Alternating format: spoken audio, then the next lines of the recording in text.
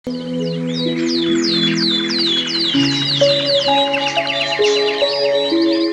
सपेरे का छोटा बेटा श्याम गांव में सांप का खेल दिखाया करता था।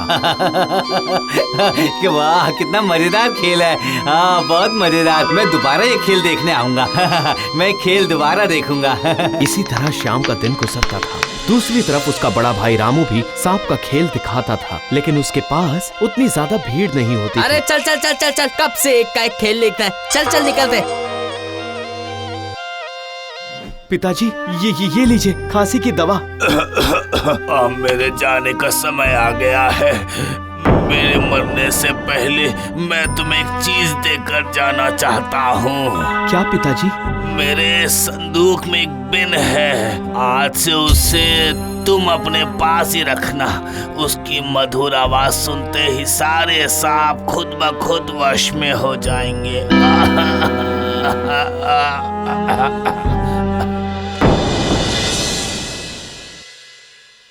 सुबह शाम आइए और देखिए सांप का खेल। आइए दीदी, आइए भैया, सभी आइए मेरे पास। बिन के ताल पर देखिए कि कैसे नाग नागिन नाचते हैं। आइए आइए आइए। अरे ये तो श्याम बहुत है। अच्छे, क्या बात है। वाह वाह, अरे वाह, बहुत बढ़िया, बहुत बढ़िया, बहुत बढ़िया। ये क्या, ये तुम क्या बोल रही हो? आपने बिल्कुल सही सुना। आपके भाई के पास एक ऐसी बीन है जिसकी आवाज सुनते ही सारे सांप वश में आ जाते इस हैं। बात का पता लगाना पड़ेगा।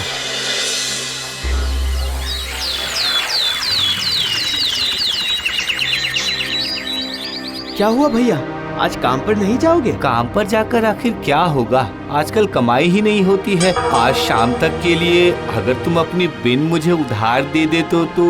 ऐसी बात मत कीजिए भैया, ये लीजिए। उस दिन सुरीली बीन बजाकर रामू की बहुत कमाई हुई।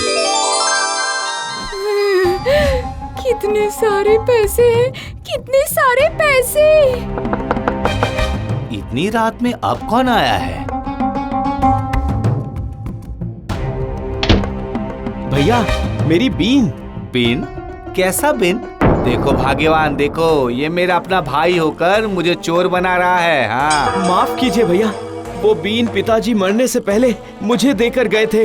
मुझे दे दीजिए वो। जा जा जा, भाग यहाँ से। अब दिन प्रतिदिन रामू की अच्छे से कमाई होने लगी। रामू का खेल देखने के बाद श्याम के बीन का खेल देखने अब कोई भी नहीं आता था। भैया, भैया घर पर हो? ओ भैया, भैया, बहुत दिनों से मेरे पास खाने के लिए पैसे नहीं है। कुछ खाने के लिए दे दीजिए, बहुत भूख लगी है।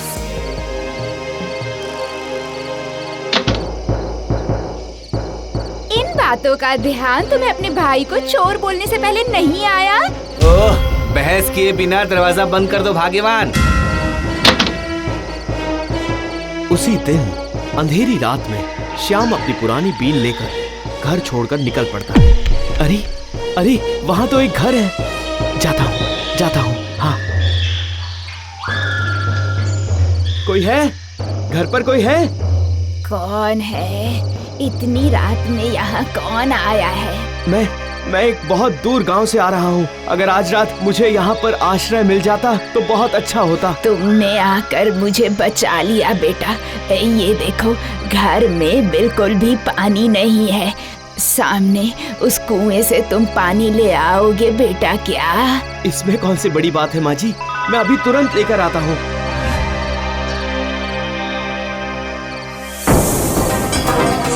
अरे ये क्या? ये तो बहुत बड़ा सांप है।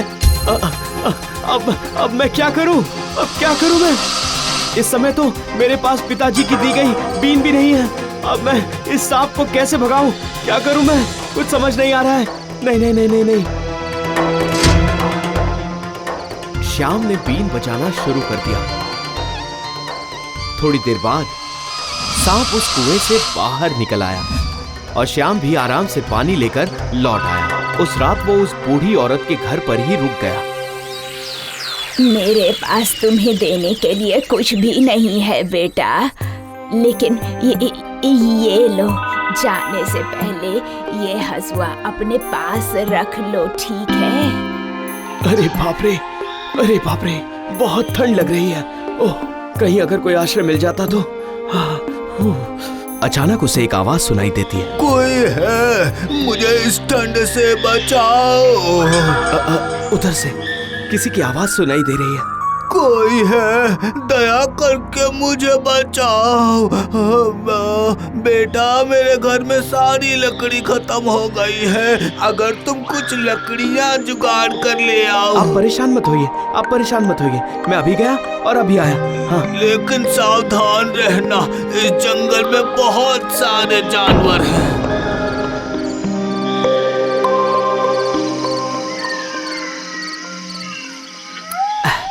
चलो, लकड़ियों का तो बंदोबस्त हो गया, बस थोड़ी ही दूरी बची है। अरे अरे ये क्या, उस बूढ़े बाबा ने सही कहा था। अब मैं क्या करूं, क्या करूं? ये रहा, मिल गया, मिल गया। ये लो, पकड़ो, जाओ जाओ जाओ, पकड़ो, जाओ। श्याम लकड़ियां लेकर वापस आ जाता है और वो बूढ़ा उनसे आग जलाता है। बूढ़े बाबा के साथ ही श्याम उस रात उनके घर रुक जाता है।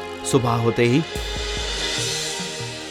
बाबा, ओ बाबा, कल रात मुझे आश्रय देने के लिए आपका बहुत बहुत धन्यवाद। मैं चलता हूँ। जाने से पहले ये लो, ये अपने साथ ही रखना, जरूरत पड़ने पे तुम्हारे काम आएगा।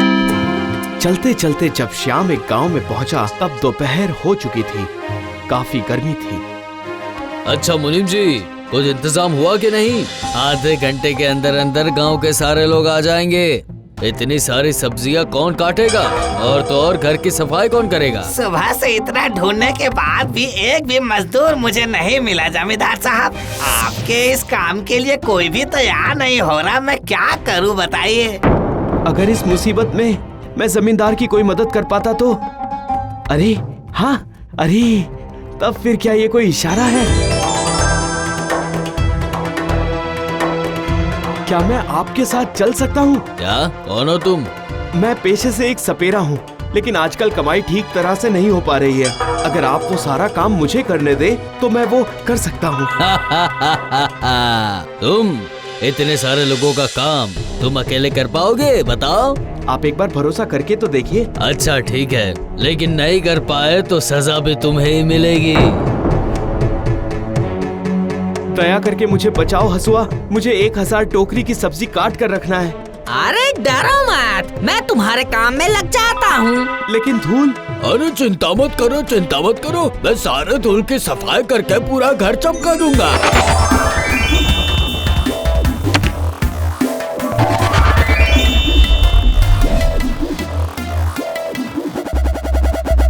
मैं तुम्हारे काम से खुश हूँ, समझे? ये लो, ये हमारी 100 साल पुरानी बीन है।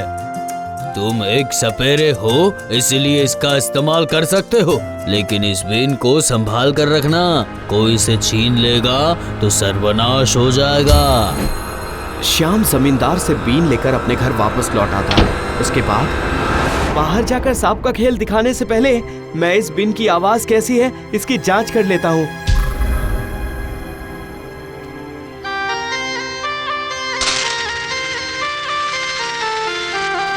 अरे अरे अरे, इतना सारा सोना, अरे वाह, क्या बात है। श्याम अब सांप का खेल दिखाने नहीं जाता।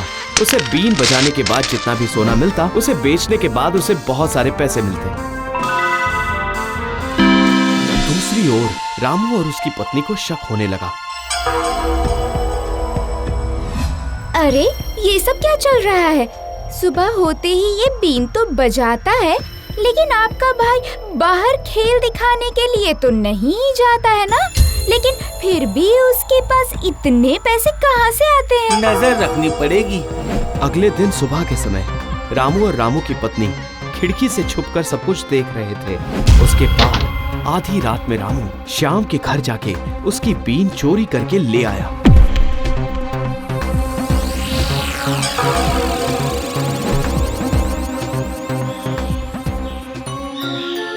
अजी बजाइए ना, बजाइए, बजाने के बाद ही तो हमें सोना सोना मिलेगा। रामू ने बीन बजाना शुरू किया। 1 बार, 2 बार, 3 बार, लेकिन उससे सोना नहीं निकला। अरे ये ये क्या, सोना कहाँ है? सुनिए ना, ये असली बीन तो है ना? अरे हाँ भाग्यवान, हाँ मैं भला ऐसी गलती कभी करता हूँ क्या? रुको रुको देखता हूँ, एक बार और जोर से बजाकर देखता हूँ। रामू जैसे ही जोर से बीन बजाना शुरू करता है, उससे एक बहुत बड़ा सांप निकल आता है और उसके बाद बचाओ बचाओ, सांप! भाग्यवान, ये सब हमारे लालच की वजह से हुआ है। अरे बचाओ! रात बीतने के बाद सुबह होते ही वो बीन वापस श्याम के पास लौट आया।